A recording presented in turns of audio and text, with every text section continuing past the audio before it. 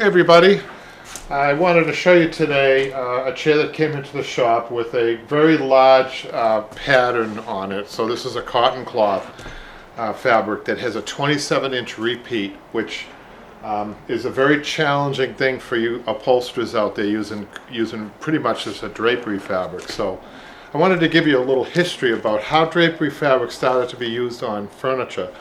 So it was in the 90s when decorators started to get really, designers, decorators, architects started to get a little creative with fabrics. Of course, they love color, so the color on a cotton cloth can be much more vibrant than a woven fabric. There's many more possibilities on cotton cloths or drapery fabrics.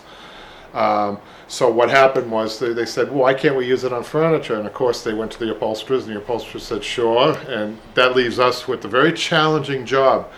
The reason is the large repeat, and the furniture really is designed for repeats in upholstery fabric up to 15 inches. That's what you usually get if you're picking up really solid upholstery fabrics.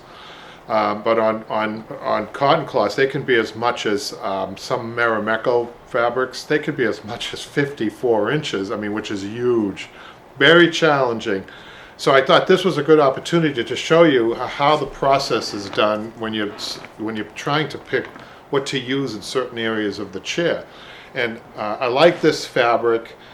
This was a good job, whoever did it. I did not do it. And guess what? The customer has the exact same fabric years later that they want to put on it. But I do want to point out how faded it is, and you're going to see the difference in a minute when I bring the new fabric over to show you just how faded this is. It's ready to be done. So I'm looking at this chair and I'm saying to myself, I like the way they placed the pattern. I thought it would be a good opportunity to show you guys.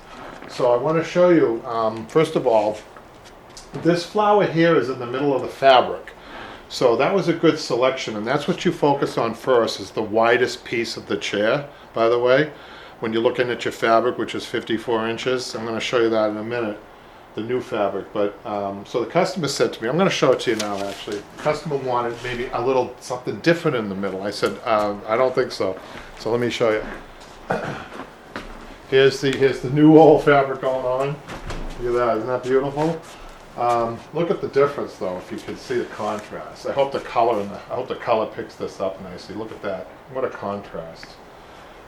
So it's 27-inch repeat. So the customer said, can I use more of the orange under these flowers? I said, no, you can't. You have to really go by what's in the center of the fabric. So there's the first, presenting the first problem right there with these big widths, you know. You just can't do that. You have to focus in on a center. So I like the fact that they use this flower in the center. I want to show you what they did.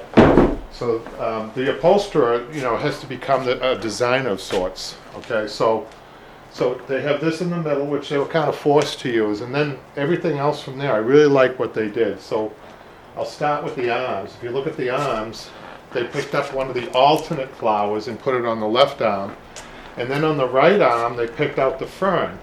Now you can never match in here, so forget about it. You're not gonna flow side to side. I'll talk a little bit more about flowing in a minute. But what this is really good placement, okay?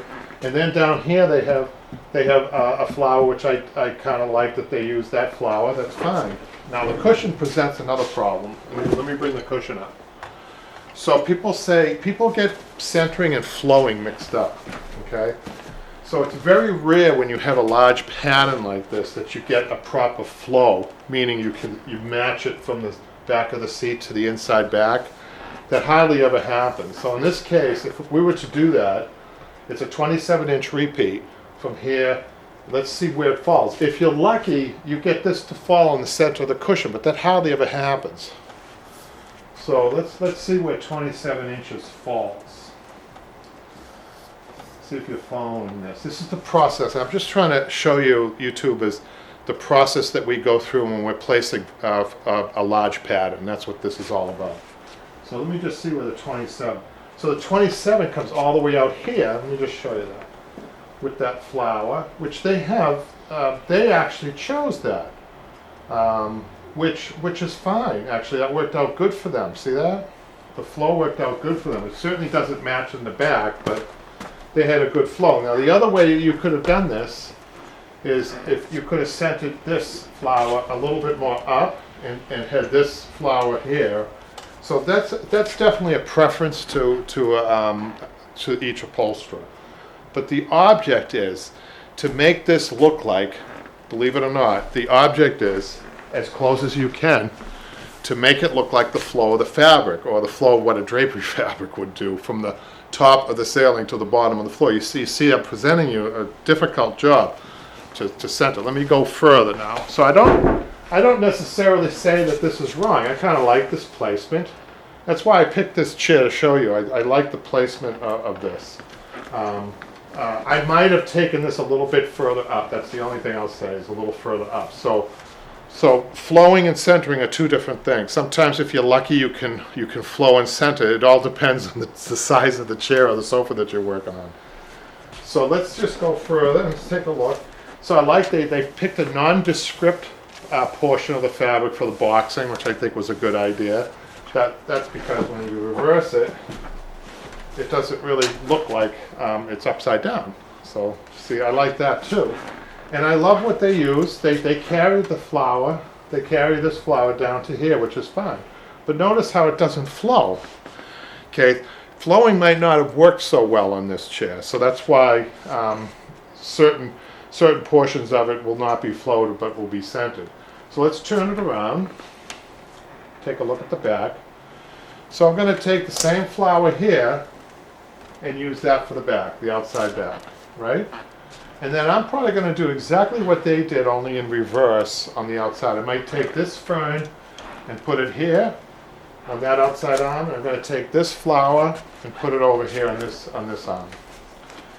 So there you have it. I hope it's very hard to describe this without actually showing you, but I think that this is good probably for beginners to realize that if you're picking something with large patterns, you may want to, as a beginning project, not do that. Or if you want a challenge, certainly. But you're looking for, the bottom line is, when you're doing a large pattern, or anything, any fabric for that matter, your eye should flow over the piece vertically and horizontally, but nice and easy. In other words, if your eye kind of stops and says, here's a perfect example of what you don't want to do. A mirror image. Always avoid mirror images, or having this flower close over to here. That's what I mean by that. That you want to avoid that.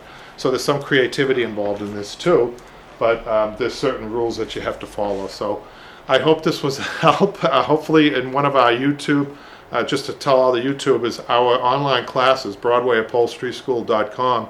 Go on there, you're going to see a tub chair just like this being upholstered in a plain fabric, which was recommended for this student, because it's hard enough upholstering a tub chair without worrying about patterns and the like. And that shows up currently, that's running right now. So if you're interested, go on BroadwayUpholsterySchool.com and take a look at that. And as usual, please subscribe. We find out that 10 times more people are watching us than are subscribing to us. So if you subscribe, obviously you know YouTube better than I do. I'm just an amateur at this. You can get, what do they call that, Patrick? Notifications. Notifications. There you go.